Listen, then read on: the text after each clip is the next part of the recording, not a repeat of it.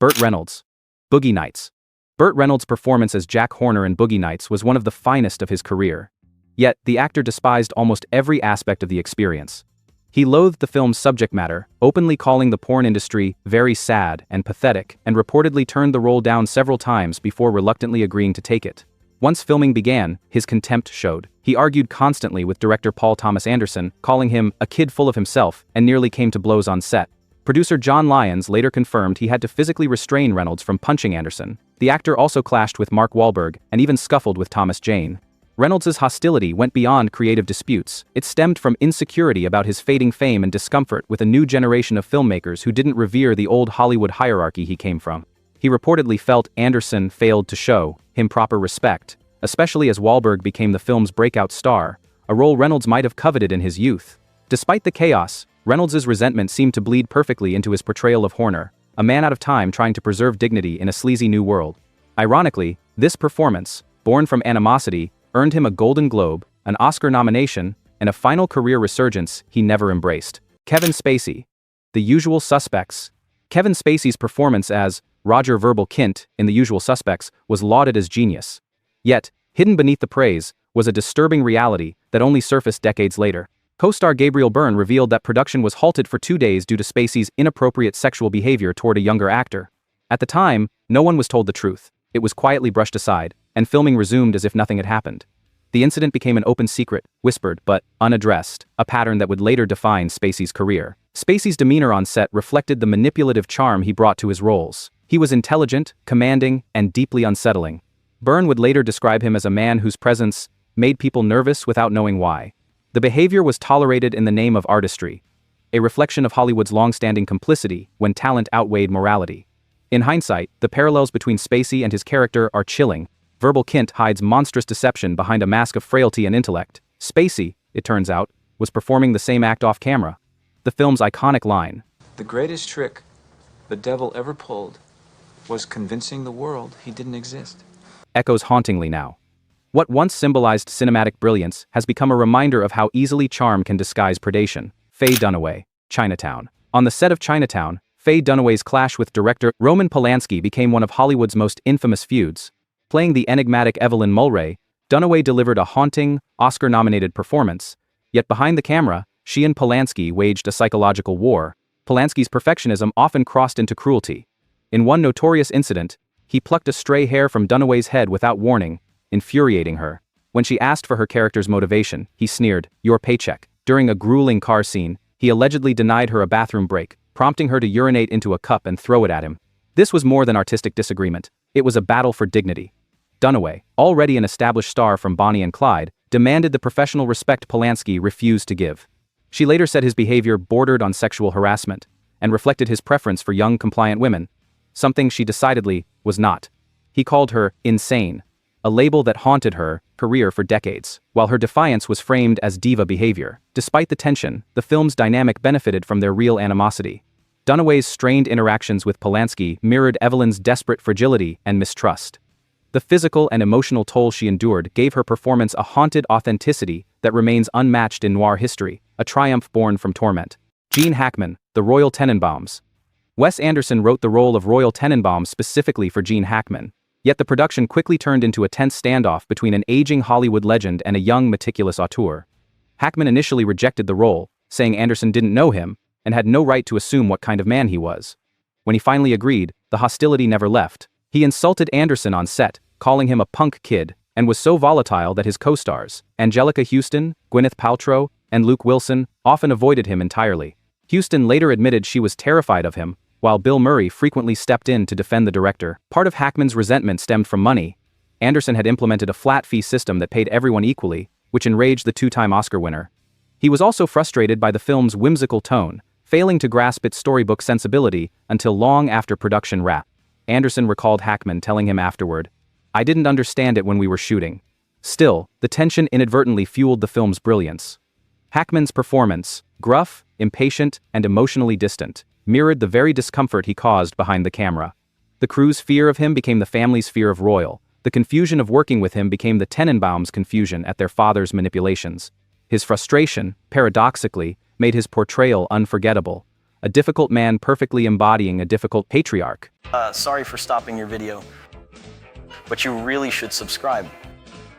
Lindsay Lohan. The Canyons. When Lindsay Lohan joined the Canyons, director Paul Schrader hoped the low-budget thriller would mark her professional rebirth. Instead, it became a showcase of how fame, addiction, and chaos can devour a production. Lohan was perpetually late. Sometimes she never appeared at all. Crew members wasted hours searching for her. Excuses ranged from a sleeping pill accident to a sudden ear infection after a night of heavy partying. She frequently locked herself in rooms, refused direction, and screamed at co-stars, including adult film actor James Dean. The entire production became a hostage to her unpredictability. Schrader admitted the film was hijacked by the Lindsay phenomenon. He believed her presence of danger might enhance the movie. Instead, it derailed it. Lohan's personal turmoil, addiction, legal battles, public scrutiny, was visible in every frame.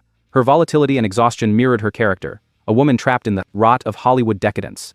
Despite the chaos, her raw vulnerability sometimes pierced through the dysfunction. Schrader later said she was magic when the camera rolled. Her real-life collapse lent the role a grim authenticity no acting technique could reproduce. The Canyons was widely mocked, but Lohan's performance remains compelling precisely because it was indistinguishable from her reality. Art and self-destruction became one and the same. Jim Carrey, Man on the Moon. Jim Carrey's transformation into Andy Kaufman for Man on the Moon went far beyond performance. It became a psychological experiment that pushed everyone around him to the brink. Determined to become Kaufman, Carrey refused to answer to his own name during production. He demanded to be addressed only as Andy or Kaufman's alter ego, Tony Clifton. In character as Tony, he berated director Milos Forman, mocked the crew, and created a constant sense of unease. He even disrupted Universal Studios' backlot tours by driving around dressed as Clifton, shouting insults at tourists. Carrey insisted that his behavior was part of the process, claiming that Andy made the film through him. But to those working with him, the experience was misery. Co-star Jerry Lawler, who had been Kaufman's real-life wrestling rival, said Carrey misunderstood their original feud, taking it as genuine hostility and lashing out in kind. Forman tolerated it under the banner of creative freedom, but the atmosphere grew unbearable. The strangest moment came when Kaufman's own sister visited the set. She reportedly broke down in tears, convinced her brother's spirit was living through Carrey. While his dedication earned him a Golden Globe, many saw the ordeal as proof of how method acting can blur into narcissism. The line between channeling genius and justifying cruelty vanished completely. Bill Murray, Charlie's Angels. During the filming of Charlie's Angels, Bill Murray's unpredictable temper turned the set into a battleground. Cast as John Bosley, he clashed violently with co-star Lucy Liu during a rehearsal. The scene had been rewritten in his absence, and when he returned, Murray reportedly launched into a tirade, hurling insults that quickly turned personal. Liu at first thought he was joking, but when the barrage continued, she stood her ground and confronted him, calling out his behavior as unacceptable. The exchange escalated until crew members had to intervene. The hostility didn't end there. Murray also fought with director McGee, who later claimed that Murray headbutted him during an argument. Murray denied it, though he admitted to being frustrated with the production. Drew Barrymore, who both starred in and produced the film, publicly supported Liu, saying, "Lucy literally said, 'I do not accept that kind of behavior from you,' and we all backed her up." After filming, Murray refused to return for the sequel, and the studio replaced him with Bernie Mac. The feud followed Liu for years, often misrepresented as her being difficult. Yet as time passed, her composure became widely respected. She had simply refused to tolerate humiliation. The episode became a case study in Hollywood's tolerance for male volatility, and in Liu's quiet defiance of it. Mike Myers, The Cat in the Hat. Behind the candy-colored chaos of The Cat in the Hat was a set that many described as miserable, and most of that misery traced back to its star, Mike Myers. Co-star Amy Hill later called it a horrible, nightmarish experience. Myers was distant, curt, and demanded complete isolation. He spent much of his time hiding inside a tented enclosure so no one could see him, emerging only when filming began. Crew members had to wait hours for him to arrive, often at dawn, because his schedule was unpredictable. He also made unusual demands. One crew member's entire job was reportedly to hold a Tupperware container of chocolates and hand them to him on command. Myers reviewed every take personally and insisted on reshoots, slowing production to a crawl. His withdrawn behavior wasn't limited to ego. Reports later revealed he didn't even want to make the movie. After backing out of another project and being sued by Universal, he was legally obligated to complete The Cat in the Hat as part of a settlement. The result was a production clouded by tension. Director Bo Welch deferred to Myers constantly, and the crew followed his lead in silence. The film bombed, prompting Dr. Seuss's estate to ban further live-action adaptations. What was meant to be a whimsical family film became a textbook case of how misery off-camera can seep into every frame. Marilyn Monroe, The Prince and the Showgirl. By the time Marilyn Monroe began filming The Prince and the Showgirl, she was desperate to prove herself as more than a glamorous sex symbol. Partnering with Laurence Olivier, she produced and starred in the film through her own company, hoping to be taken seriously as an actress. What followed, however, was one of the most disastrous collaborations in film history. Monroe's chronic lateness, erratic mood swings, and reliance on her acting coach Paula Strasberg infuriated Olivier. He viewed Strasberg as an intrusive presence undermining his authority and at one point banned her from set. Monroe refused to continue working until she was reinstated. The root of their conflict was artistic. Olivier, trained in classical British theater, prized precision and control. Monroe, a devoted student of method acting, sought emotional truth through spontaneity. He famously snapped, "Just be sexy," which wounded and enraged her. Behind her struggles was deep personal pain. Her marriage to Arthur Miller was disintegrating, and her dependence on barbiturates was worsening. Crew members recalled her sitting alone, trembling before scenes, paralyzed by anxiety. Despite the chaos, Monroe's natural charisma transformed the film. Her unpredictable, unpolished style gave her character a warmth and vitality that Olivier's stiffness could never replicate. The contrast that enraged him became the film's lifeblood. Her vulnerability outshone his discipline, cementing her as both a tragic and transcendent figure. Wesley Snipes. Blade Trinity. By the time Blade Trinity went into production, Wesley Snipes had become synonymous with the vampire slayer role, yet his behavior nearly destroyed the franchise he helped create. On set, Snipes isolated himself completely, refusing to speak to director David S. Goyer except through handwritten post-it notes signed, "From Blade." He reportedly stayed in his trailer for most of each day, only appearing for close-ups, and his stand-in handled the majority of his wide shots. Tensions escalated into open hostility. Snipes allegedly accused Goyer of racism after misinterpreting a co-star's t-shirt, then tried to strangle him during an argument. Fearing further violence, Goyer hired bikers as a private security detail the next day. Co-star Patton Oswalt recalled the atmosphere as insane, saying Snipes smoked weed all day and refused to engage with anyone. Even in scenes where he lay motionless in a morgue, he wouldn't open his eyes, forcing the visual effects team to add them digitally in post-production. The dysfunction stemmed from a loss of control. Snipes felt sidelined in his own franchise as younger stars like Ryan Reynolds and Jessica Biel took focus. The production limped to completion, but the damage was irreparable. The movie bombed, Snipes sued the studio, and the Blade series went dormant for nearly 20 years, felled by its own leading man, Christian Bale, American Psycho. On the set of American Psycho, Christian Bale embodied Patrick Bateman so completely that even his co-stars questioned his sanity. Determined to capture Bateman's eerie mixture of charm and emptiness, Bale stayed in character throughout production, speaking only in an American accent, even off-camera. Crew members who met him for the first time at the wrap party were stunned to hear his real Welsh voice, believing he was preparing for another role. Bale's intensity alienated nearly everyone. He refused to socialize, fearing that familiarity would dull the tension he needed for Bateman's predatory energy. Co-star Chloe Sevigny admitted she found his behavior intimidating and cold, while Josh Lucas thought he was the worst actor he had ever seen. None of them understood his deliberate artificiality, the exaggerated smiles, the robotic cadence, the sterile body language meant to reveal a man with no soul. Only director Mary Herron seemed to grasp the method behind the madness, defending Bale's performance when the studio wanted to replace him with Leonardo DiCaprio. When the film premiered, the skepticism vanished. Bale's unsettling precision and emotionless vanity became the defining traits of modern cinematic psychopaths. His castmates' genuine discomfort translated perfectly to screen. They weren't acting terrified or confused, they truly were. Richard Pryor. Blue Collar. The set of Blue Collar was a powder keg, and Richard Pryor was the spark that kept igniting it. Director Paul Schrader's gritty 1970s labor drama demanded realism. Pryor delivered it by channeling his chaos directly into the role. Struggling with cocaine addiction, he was volatile and paranoid, often turning violent toward co-stars Harvey Keitel and Yaphet Kotto. During one outburst, he broke a chair over Keitel's back. In another, he nearly fought Kotto on set. The most terrifying moment came when Pryor, furious after too many takes, pulled a gun on Schrader and threatened to shoot him if he was pushed any further. The production devolved into open hostility. None of the three leads spoke to one another after the first week of filming. Pryor's drug use and erratic improvisations drove everyone to exhaustion, yet his rawness gave the film its pulse. Schrader later admitted the ordeal caused him a nervous breakdown, but he also recognized that Pryor's volcanic energy made the movie unforgettable. When Blue Collar premiered, the friction bled through every frame. The rage between characters felt too real because it was. Pryor's performance, furious, tragic, electric, remains one of his greatest, but it came at a steep cost. Shia LaBeouf. Fury. For Fury, Shia LaBeouf's pursuit of realism pushed his co-stars and the crew to their limits.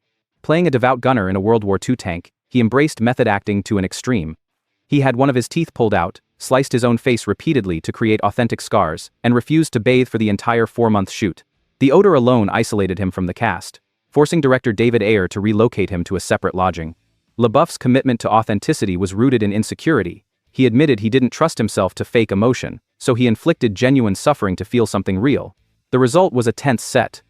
His lack of hygiene made close scenes unbearable, and his intensity led to an explosive fight with Scott Eastwood after Eastwood spat tobacco juice on their tank. During a take, LaBeouf took it as personal disrespect until Brad Pitt intervened. Only later did they realize the spitting was written in the script.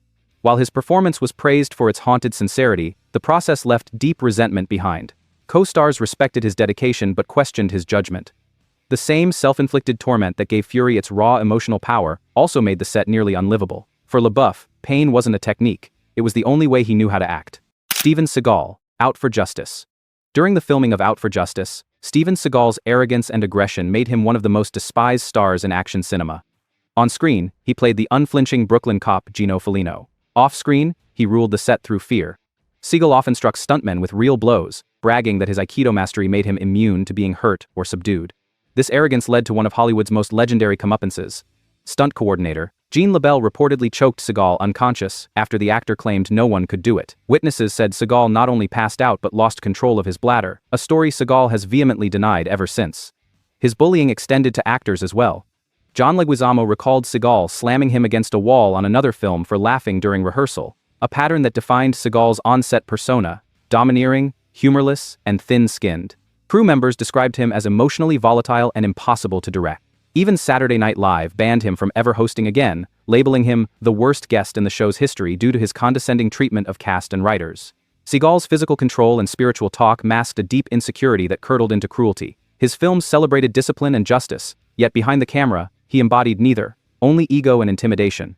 Jared Leto, Suicide Squad. Jared Leto's attempt to reinvent the Joker for Suicide Squad became a cautionary tale in how method acting can spiral into absurdity.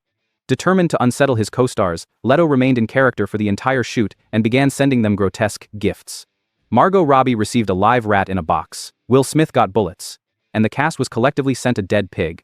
Leto later bragged that he also mailed used condoms and anal beads, though he later downplayed these claims when the backlash grew. His goal, he claimed, was to create chaos and break boundaries so that everyone's discomfort would fuel the film's tension. In practice, it created disgust, not brilliance. Viola Davis said the gifts made her nervous, while others found them juvenile and disturbing. Some cast members began avoiding him entirely, referring to him only as Joker to keep the peace. The irony is that the performance itself, limited to a few minutes of screen time, did not justify the havoc. Critics panned his version of the Joker as forced and try-hard, overshadowed by the controversy he engineered. What was meant to be immersive acting came off as a publicity stunt gone wrong. Val Kilmer, The Island of Dr. Moreau. Few productions imploded as spectacularly as The Island of Dr. Moreau, and Val Kilmer was at the center of the storm. Cast as the deranged scientist's assistant, he arrived on set 2 days late, immediately hostile toward both crew and director Richard Stanley. Kilmer refused to rehearse, ignored direction, and reportedly mocked Stanley until the frustrated filmmaker was fired only a few days into production. When veteran director John Frankenheimer took over, the tension worsened. Kilmer continued undermining authority, even ordering rewrites to reduce his screen time by 40% so he could finish filming sooner. His volatility was fueled by personal turmoil. He had just learned of his divorce from Joanne Whalley through a news broadcast, and he vented that pain on set. Crew members described him as cruel and erratic, once pressing a lit cigarette to a cameraman's face. Frankenheimer publicly condemned him, saying, "Even if I were making the life of Val Kilmer, I wouldn't hire him." Marlon Brando, equally difficult, reportedly told Kilmer, "You confuse your talent with the size of your paycheck." The resulting film was incoherent, plagued by ego and resentment. Kilmer later apologized to Stanley, but the damage lingered. Moreau became a cinematic disaster, and Kilmer's reputation for arrogance became legend. An actor so volatile that even his brilliance couldn't outweigh the chaos he caused. Marlon Brando, Mutiny on the Bounty. When Mutiny on the Bounty began filming in the early 1960s, MGM expected another grand seafaring epic. Instead, they got a mutiny both on and off screen, led by Marlon Brando himself. Cast as Fletcher Christian, Brando hijacked the production with his erratic behavior, constant rewrites, and total disregard for his directors. He ad-libbed scenes, refused to memorize lines, and routinely delayed filming by hours while debating new dialogue. His interference drove director Carol Reed to quit, and his replacement, Louis Milestone, fared no better. He later said Brando simply took charge of everything. Brando's artistic rebellion wasn't entirely vanity. He wanted to portray Christian as a foppish, neurotic aristocrat rather than the heroic leader audiences expected. But his interpretation baffled the studio, infuriated his co-stars, and wrecked the film's schedule. His weight gain, eccentric mannerisms, and disdain for authority made shooting an exhausting ordeal that stretched to nearly 2 years. Crew members whispered that the real mutiny wasn't on the ship. It was Marlon versus everyone else. When the film finally premiered, it bombed spectacularly.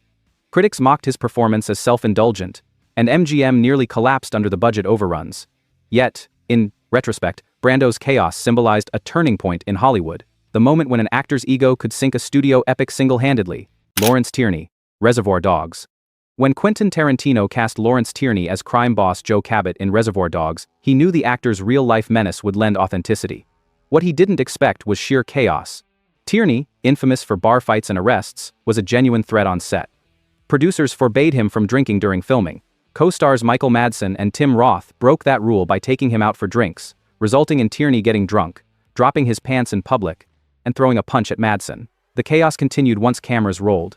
Tarantino's patience wore thin as Tierney argued over direction and forgot lines. After several blow-ups, the two got into a fistfight during the first week of filming. Tarantino fired him on the spot.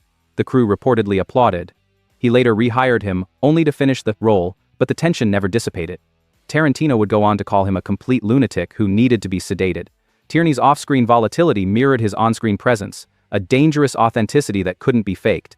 His real anger gave Joe Cabot's authority a chilling edge, but at tremendous cost to morale. After filming, Tierney's behavior got him banned from Seinfeld when he tried to steal a knife from the set. Klaus Kinski, Cobra Verde. Few actor-director partnerships have been as volatile, or as brilliant, as that between Klaus Kinski and Werner Herzog. By the time they reunited for Cobra Verde in the late 1980s, their relationship had deteriorated into open warfare. Kinski's violent temper dominated the set. He screamed at crew members, hurled objects, and verbally abused cinematographer Thomas Mauch until Mauch quit midway through production. Herzog described him as a monster and a great pestilence, and local extras were reportedly terrified of him. Kinski's fury was not an act. Diagnosed with severe psychological instability, he lived in a near-constant state of rage that Herzog tried, often unsuccessfully, to channel into performance. The pair had survived similar battles on Aguirre, The Wrath of God, and Fitzcarraldo, but Cobra Verde pushed both men beyond endurance. At one point, Herzog diffused a screaming tirade by calmly eating a chocolate bar in front of Kinski until the actor fell silent. It was the only way to assert control. Despite the torment, Kinski's performance as a deranged slave trader is hypnotic, wild, magnetic, and unrepeatable. Yet the cost was enormous. Dozens of crew members quit. Herzog vowed never to work with him again, and their partnership ended in mutual disgust. If this deep dive kept you hooked, the one on your screen is going to blow your mind, so check it out next.